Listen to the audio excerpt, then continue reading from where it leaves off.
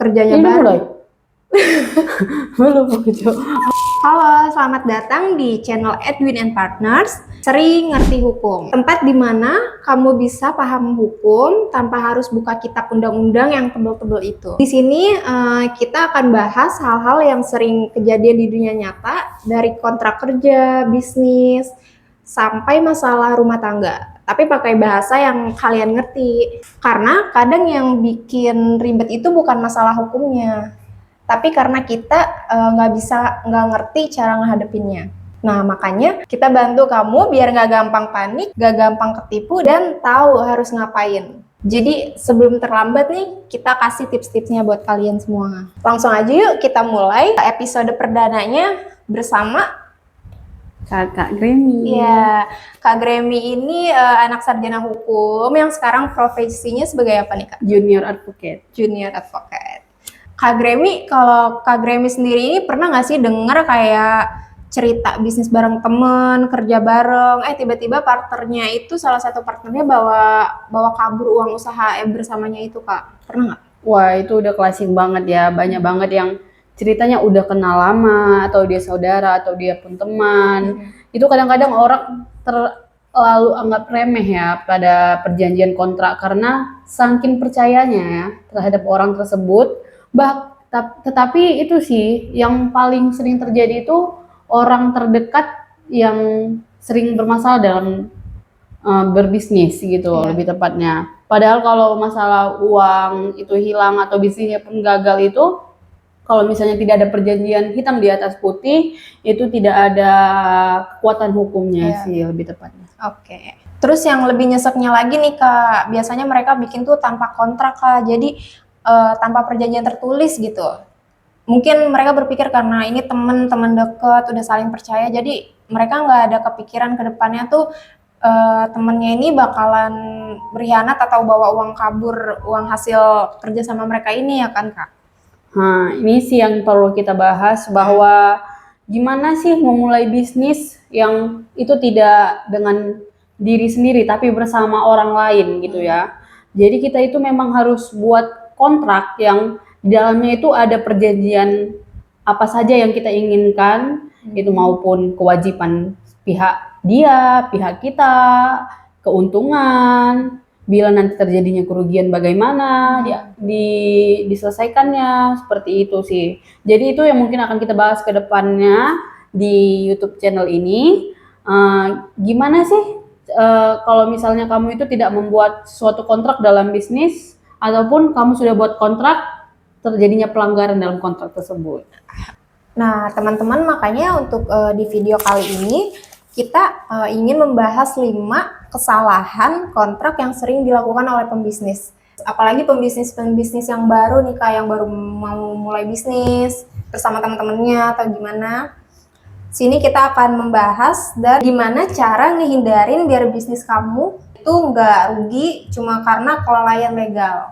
Buat yang baru mulai usaha tuh sangat penting ya membuat suatu kontrak kerjasama ataupun perjanjian kontrak kerjasama. Itu wajib, karena menurut aku kalau gimana suatu kita tidak tahu di masa depan itu akan terjadi seperti apa dengan partner bisnis kita. Punya kontrak yang proper itu wajib. Jadi sampai di sini kita harus tahu apa aja isi perjanjian itu sih. Oke, langsung aja kita masuk ke poin yang pertama. Pertama-tama saya mau nanya nih, Kak, kalau misalkan ada orang pembisnis pemula nih yang mau bikin bisnis nih bareng temennya, tapi dia nggak ada kontrak dan nggak ada perlindungannya, gimana nih, Kak? Itu banyak banget ya kejadian pas lagi happy, pas lagi enaknya, mikirin cuannya, mikirin untungnya, gimana ke depannya, cuman hanya pembagian pasti ya, kalau misalnya berdua itu 50% ya kita gitu kan. Cuman ya udah nggak apa-apa, cuman by lisan aja ya gitu, by ngomong gitu ya kan, ataupun via WhatsApp, ya udah 50% gitu tanpa adanya perjanjian kontrak. Padahal dalam satu kontrak itu pun dia tuh dinyatakan sah itu di pasal 1320 KUHP itu dia harus adanya suatu perjanjian yang mengikat mereka, cakap hukum sebab satu hal ataupun klausa yang halal. Gitu. Dan ada juga yang mengatur di mana di dalam perjanjian sah itu diatur itu di dalam 1338 KUHP, perjanjian yang sah itu berlaku sebagaimana undang-undang bagi setiap pihak, kayak gitu sih. Nah, makanya itu Kak, banyak orang-orang yang melupakan hal-hal itu. Maksudnya mereka menganggap itu tuh hal yang nggak penting gitu loh.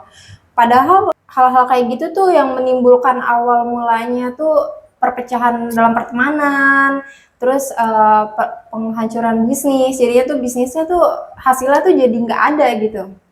Nah, gini, padahal kontrak itu sebenarnya kan sering kali dibilang karena unsur ketidakpercayaan gitu kan. Iya. Padahal mau siapapun itu bisa aja ya berniat jahat kepada kita, mau baik teman ataupun keluarga gitu.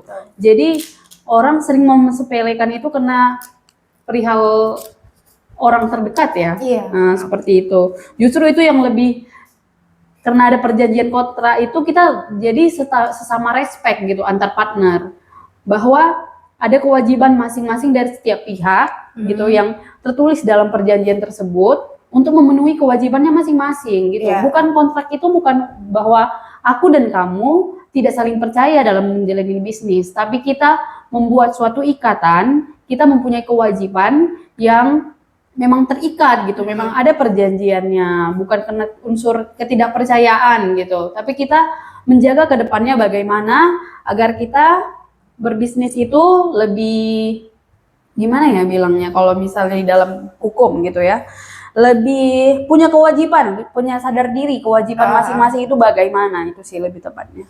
Nah, kalau menurut aku itu, kenapa banyak partner bisnis itu yang nggak melakukan perjanjian kontrak itu, mungkin mereka tuh awalnya mikir, ini bisnisnya baru nih, masih kecil. Maksudnya mereka nggak mikir ke depannya gitu, kalau misalkan suatu saat bisnisnya itu berkembang. Jadi mereka tuh mikirnya, bisnisnya masih kecil kok, nggak mungkin juga lah ke depannya tuh bakalan diambil atau gimana gitu.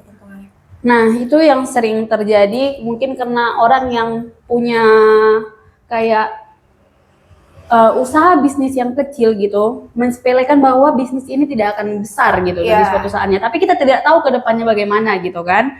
Jadi orang yang mikir belum gede nih bisnisnya, ngapain gitu, nanti aja pas udah gede gitu. Padahal kita nggak tahu 2 hari ke depan atau 3 hari ke depan dia bisa mengklaim bahwa misalnya awalnya dia bilang 50% atau 50%, akhirnya di dia 70%, di kita 30%.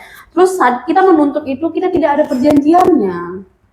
Nggak ada perjanjian yang mengikat gitu. Jadi kita pun tidak punya bukti gitu ya, bahwa kita pernah menjalin kerjasama gitu sih. Nah, jadi pesan untuk teman-teman nih ya, kalau yang mau mulai bisnis nih ya, yang masih awal banget gitu, kalian tuh jangan tunggu bisnis kalian tuh berkembang besar dulu. Harusnya tuh dari awal melangkah tuh kalian sudah membuat kontrak perjanjian tertulis. Jadi kalau misalkan untuk meminimalisir, kalau misalkan kedepannya nanti ada hal-hal yang tidak terduga gitu ya Kak? Iya, benar. Mulai dari kontrak simpel itu pun nggak apa-apa ya gitu ya kan. Kadang kita kayak mikir ini bisnis kecil, tapi nggak apa-apa sih kalau membuat kontrak yang simpel-simpel aja, yang memang di dalam isi kontraknya itu yang jelas gitu. Bahwa pertama itu kan kalau kita memulai bisnis itu pasti ingin ada keuntungan ya. Iya, betul. Di keuntungan itu apa saja di dalam kontrak itu keuntungan yang kita dapat gitu, misalnya di dia 50% atau di kita juga 50%, dan apa saja kewajiban yang harus kita penuhi sebagai pemilik bisnis atau perjanjian di dalam perjanjian tersebut yang akan kita jalani untuk kedepannya. Dan apa saja juga yang bila ada terjadinya konflik di antara dua belah pihak ataupun lebih, akan diselesaikan bagaimana caranya. Nah, itu sekian untuk poin pertamanya, perihal nggak ada kontrak, nggak ada perlindungan, itu jadinya tuh seperti itu gitu. Oke, kita masuk ke poin yang kedua. Yang kedua itu berisikan tentang isi kontrak yang asal, yang copy paste dari internet gitu loh Kak. Aku yakin banget nih banyak dari kita yang pernah ngalamin dapat file kontrak dari temen atau nemu di internet, terus tinggal di kopas, diganti nama, isinya tuh masih sama gitu loh sama yang kita kopas itu. Terus langsung dipakai buat kita kerja sesama bisnis gitu. Kalau menurut Kakak gimana sih Kak? Wah, itu penyakit lama banget ya untuk orang awam untuk membuat suatu perjanjian. Iya. Banyak yang pelaku usaha, terutama yang baru membuat suatu usaha baru, merasa bikin kontrak itu ribet. Kalau misalnya pun di hadapan misalnya notaris itu mahal ya buatnya gitu. Iya. Jadi mereka tuh cari jalan pintas itu seperti nyari di Google, cari template kontrak dan langsung pakai, padahal nggak paham kontrak itu awalnya isinya apa aja gitu. Misalnya ada yang ambil format perjanjian jual beli tanah, terus dipakai buat kerjasama untuk reseller apa ya, skincare, kan itu nggak nyambung banget iya, ya. benar. Atau kontrak ekspor impor dipakai untuk buat jasa desain gitu. Hasilnya banyak yang pasal yang nggak relevan gitu untuk dipakai untuk suatu perjanjian kontrak gitu. Iya, Dan merugikan secara hukum sih itu lebih tepatnya. Oke. Iya nih, sering banget nih aku juga nemuin kontrak yang isinya tuh kelihatan keren gitu. Tapi kayak bahasa langit gitu loh, Kak. Jadi nggak ngerti maksudnya apa, cuman kelihatan keren aja. Terus tapi formatnya tuh kayak legal banget. Kita mikir kayak udahlah, tinggal ganti nama doang, isinya mah itu gitu. Padahal ya kontrak itu bukan cuma soal formalitas ataupun gaya bahasanya sih, tapi soal kesepakatan hukum dan mengikat dua belah pihak secara sah seperti yang kita tahu di dalam pasal 1320 KUHP Perdata yang kita bahas di pertama tadi ya. Dan itu syarat sah perjanjian termasuk kesepakatan dan sebab yang halal gitu. Kalau kontrak dibuat tanpa pemahaman konteks, bisa aja deh pasal yang secara sepihak memberatkan kamu gitu. Gimana kalau misalnya pasal tersebut menguntungkan dia tapi memberatkan kamu gitu kan? Biasanya kalau di dalam isi kontraknya itu pasalnya yang kayak gimana sih, Kak, yang bener itu? Misalnya itu pasal otomatis ya, misalnya di dalam itu ada pasal yang harus kamu perpanjang gitu masa kontraknya, padahal kamu nggak ada niat lanjut gitu. Klausa tentang denda, penalti yang jumlahnya nggak masuk akal. Misalnya kamu kasih gimana ya, kalau misalnya dalam bisnis itu kamu kasih uang muka ya, DP gitu ya? DP ya, bukan DP sih, lebih tepatnya kamu kasih dalam satu usaha itu kamu 50 juta, tapi kamu kena penalti 5 kali lipat dari 50 juta tersebut. Itu kan tidak masuk akal ya. Iya, betul. Tanpa kamu baca, dari akhirnya di saat kamu sudah mengalami kerugian, baru kamu sadari, wah ternyata nyesal banget nih gak baca gitu. Nggak mungkin kan pas kamu nanti saat dituntut, iya Pak saya baru baca gitu. Iya. Sangat tidak mungkin ya. Terus yang ketiga itu kewajiban beli produk minimal setiap bulan misalnya. Itu kan kita tidak tahu gitu, apalagi baru membangun bisnis gitu kan. Itu gimana kita caranya, belum tentu orang langsung beli pada saat itu 50 atau dia menetapkan harus 100 di habis sebulan. Itu kan sangat memberatkan ya. Iya, gitu. Untuk pasal yang secara hukumnya nih, Kak, kalau ternyata isinya itu merugikan kita, itu bisa dibatalkan nggak sih, Kak? Bisa, tapi nggak gampang. Menurut pasal 13 KUHP Perdata, kontrak bisa dianggap tidak sah kalau dibuat karena kehilafan ataupun penipuan. Tapi kamu harus bisa buktiin tuh dan makan waktu yang sangat banyak bahwa kontrak tersebut atau ikatan tersebut itu adalah unsur penipuan. Oke. Jadi sebaiknya itu kontrak itu disusun khusus sesuai bisnis kita ya, Kak? Atau gimana tuh, Kak? Nah, tepat bahasa hukumnya itu kontrak harus profesional ya, harus relevan dan saling melindungi, bukan menguntungkan satu belah pihak saja. Kamu boleh pakai template, tapi tetap harus yang dipahami, harus yang saling menguntungkan satu sama lain, dan kalau perlu itu libatkan profesional hukum. Jangan tunggu masalah baru cari pengacara. Oke. Jadi nih untuk teman-teman intinya tuh jangan copas kontrak dari internet secara mentah-mentah gitu ya, Kak. Harus ditelaah dulu, harus diteliti dulu untuk isi pasalnya. Benar sekali. Terus jangan berharap perlindungan hukumnya itu maksimal gitu loh. Karena kamu bangun usaha tuh susah payah. Masa kontraknya ngasal sih? Iya, benar. Ya. Nah, sekarang kita masuk ke poin yang ketiga nih. Pembahasan tentang kontrak yang nggak nyebutin resiko dan skenario terburuknya itu. Oke, kita bahas ya, Kak ya.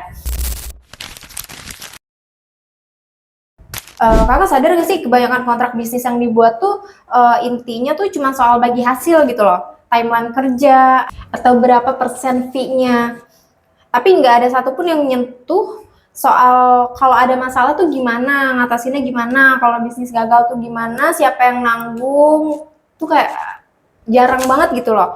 Semua tuh seolah-olah dibuat waktu keadaan saya happy-nya aja gitu.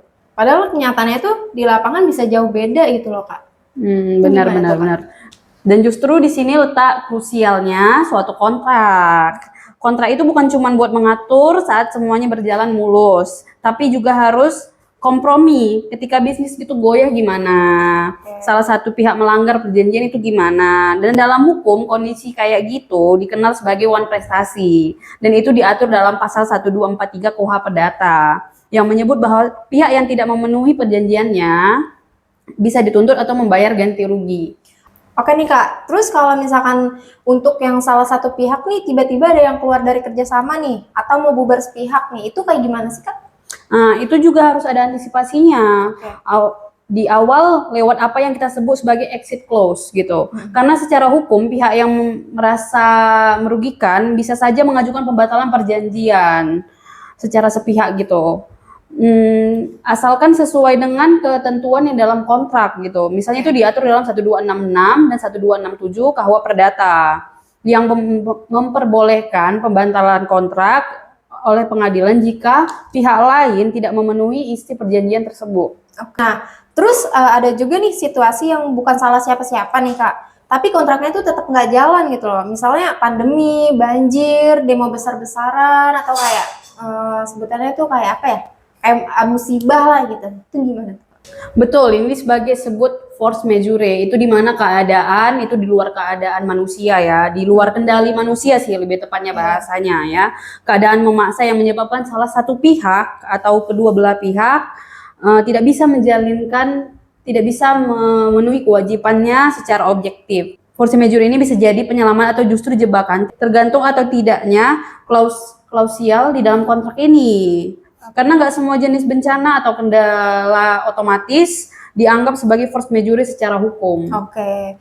Jadi kesalahan fatalnya di sini tuh adalah kontraknya tuh nggak nyiapin skenario kalau hal-hal buruk terjadi, misalkan kayak yang di luar kendali manusia itu tuh nggak disiapin ya kan nih kadang di kontraknya gitu loh. Padahal tuh kita nggak 100% bisa kontrol realita gitu. Kita bukan Tuhan gitu yang bisa kontrol gitu kan ya. Kita cuma manusia yang punya rencana gitu.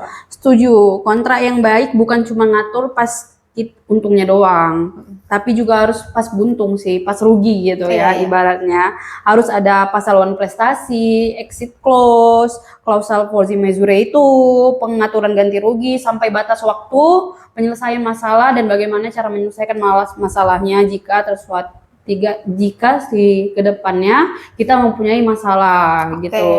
Supaya kalau kamu ada hal yang tak terduga, supaya salah satu pihak tidak dirugikan dan nggak saling menyalahkan sih. Jadi itu kayak asuransi gitu ya Kak, nggak pengen dipakai tapi harus ada gitu untuk jaga-jaga nih ke depannya gitu. Benar kali ya, kontrak itu bukan hanya surat perjanjian, itu alat perlindungan hukum kamu di dalam kontrak tersebut. Jadi kalau kamu bikin kontrak cuman karena biar kelihatan profesional aja untuk kerjasamanya gitu ya, tapi isinya kosong, itu resiko banget ya, sama aja itu bohong sih. Iya, Oke, sekarang kita masuk ke poin yang keempat nih Kak, yang berisi tentang tanda tangannya ngasal nih, asal tanda tangan, terus nyesalnya nih baru belakangan gitu loh. Aku yakin banget di sini tuh banyak orang yang pernah ngalamin hal tersebut gitu, tanda tangan kontrak tapi nggak baca dulu, buru-buru membuatnya, terus males baca, atau merasa udah percaya nih sama pihak yang lain, udah percaya, saling percaya gitu loh. Nah kalau kayak gitu tuh kayak gimana Kak menanganinya?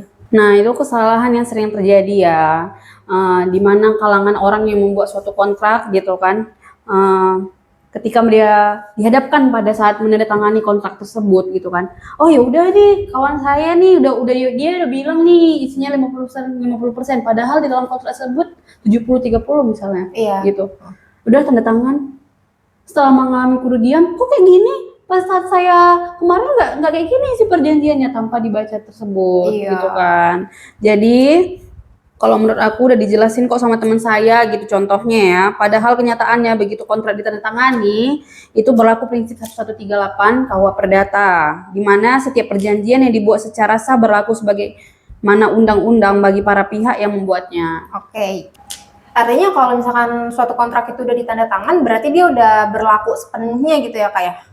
Iya, betul. Kontrak yang udah ditandatangani itu punya kekuatan hukumnya tersendiri ya. Dan kalau kamu di dalamnya ada klausal yang memberatkan kamu atau sebelah pihak, itu tetap sah. Kecuali kamu bisa buktikan terjadi penipuan ataupun kehilafan yang diatur dalam pasal 1338 diatur dalam pasal 1321 KUHP Perdata dan 1378 KUH Perdata. Oke Kak, aku juga pernah dengar nih Kak nih, temen aku nih pernah tanda tangani MOU, dikira tuh cuma nota biasa gitu loh.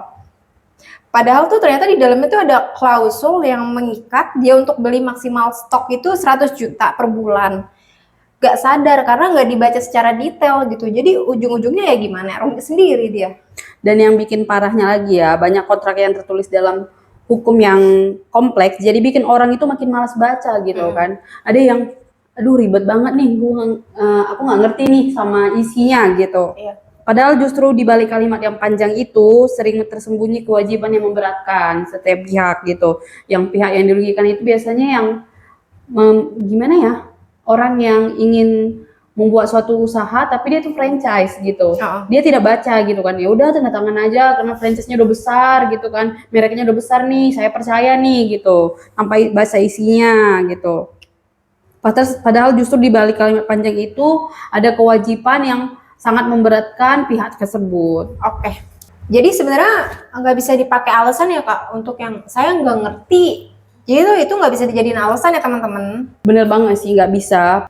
Oke Kak, aku mau nanya nih Kak. Jadi gimana sih sebenarnya langkah yang aman itu Kak untuk membuat apa sih untuk menandatangani suatu nota?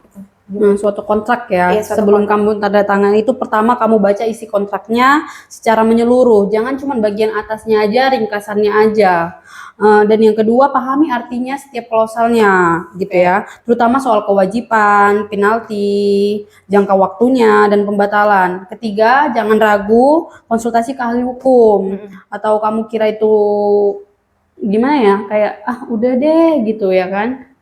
Nanti aja deh gitu. Padahal kamu diuber-uber nih untuk tanda tanganin gitu. Akhirnya kamu yang rugi sendiri gitu kan. Kalau ada bagian yang nggak kamu ngerti karena tanggung jawab kontrak ada di kamu bukan di orang lain, ya udah ribetnya di kamu, kasihannya di kamu. Iya. Jadi itu alasan saya nggak ngerti itu nggak bisa dijadiin alasan ya Kak ya? Nggak bisa, prinsip hukum itu sangat jelas ya. Ketidaktahuan terhadap hukum tidak membebaskan seseorang dari tanggung jawabnya atau tanggung jawab hukumnya ya. Begitu kamu tanda tanganin, kamu dianggap menyetujui perjanjian tersebut atau kontrak tersebut. Oke teman-teman, jadi pelajaran di poin 4 ini tuh jangan asal tanda tangan cuman karena alasan percaya aja ya Kak ya. Jadi harus ngerti dulu isinya, harus memahami lah intinya biar kalian tuh nggak rugi sendiri gitu loh. Dan tetap tuh harus konsultasi sama yang ahli hukumnya sih.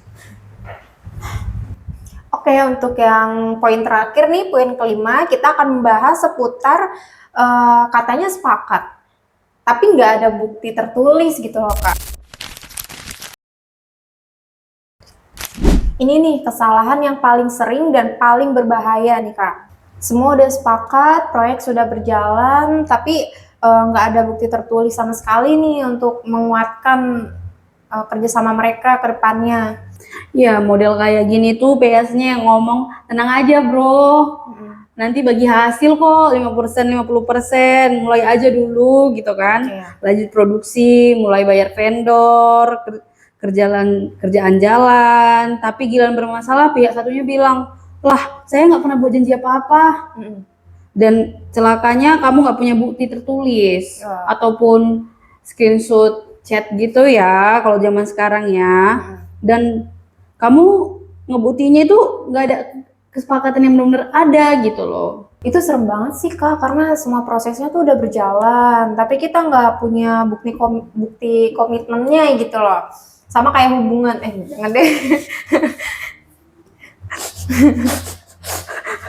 Iya benar banget ya, di pengadilan itu berlakunya adalah prinsip pembuktian. Harus adanya 2 alat bukti yang menjerat suatu kasus gitu, yang membenarkan kasus itu adalah benar adanya gitu ya. Seperti pasal 1866 KUHP Perdata, alat bukti yang diakui dalam perdata itu antara lain bukti tertulis, saksi, persangkaan, pengakuan, dan sumpah. Nah, kalau nggak ada salah satu bukti tersebut, maka posisi kamu bisa jadi sangat lemah secara hukum. Tapi kalau misalnya kita punya bukti seperti screenshot di WhatsApp atau chat di WhatsApp atau email atau voice note itu bisa dipakai nggak sih Kak?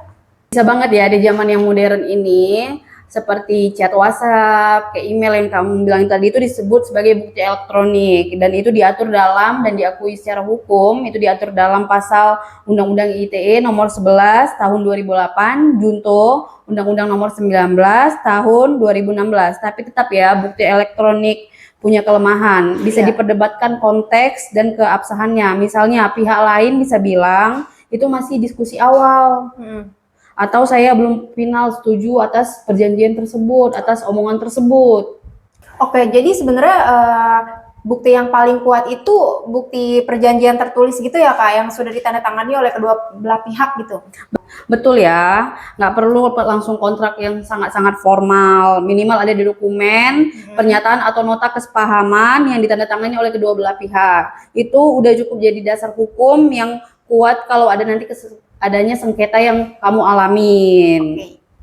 Jadi nih buat teman-teman nih jangan pernah tuh ngandelin katanya gitu. Karena nanti bisa kata-kata tersebut tuh bisa berubah jadi kayak saya nggak pernah kok ngomong kayak gitu. Nah itu tuh bahaya banget tuh kalau kita nggak ada bukti tertulis ya. Iya, hukum itu percaya sama namanya bukti ya, bukan ingatan. Kalau nggak ada dokumen, siap-siap aja kamu capek sendiri ngebuktiinnya gimana ya. Makanya hemat konflik, tulis semuanya. Hitam di atas putih itu perlindungan paling nyata dan di dalam dunia bisnis sih. Hitam di atas putih. Oke, makasih banyak banget nih Kak atas edukasinya nih. Semoga ini semua bisa menjadi pembelajaran untuk kita, untuk kalian yang mau memulai bisnis. Kalian pokoknya dengerin dari awal sampai akhir gitu loh. Jangan di skip-skip, jangan males baca, jangan males buat nanya ke ahli hukumnya gitu loh. Jadi untuk teman-teman semuanya nih, jangan cuma pinter cari cuan aja, tapi juga harus pinter melindungi usaha kalian gitu loh, secara hukum, biar kalian tuh nggak rugi sendiri. Atau kalau misalkan teman-teman nih ada yang punya cerita atau pengalaman seputar mengenai perjanjian hukum tersebut, atau ingin konsultasi, atau ingin konsultasi gitu kepada kita, bisa banget nih kirim cerita teman-teman secara detail ke email kita ya. Iya. Nanti atau kita komen di bawah. Ya, komen di komentar juga boleh. Nanti untuk email kita cantumin di deskripsi ya. Sekian untuk edukasi dari kami. Jangan lupa untuk menerapkannya ya jika kalian ingin memulai bisnis. Dan yang terakhir jangan lupa like, subscribe, dan komen. Bye. Bye.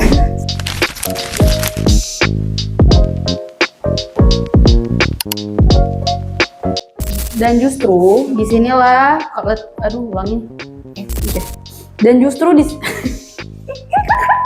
Dan justru disinilah letra. Nah, kalau menurut aku ngopi dulu Kak, ngopi Kak. Oke.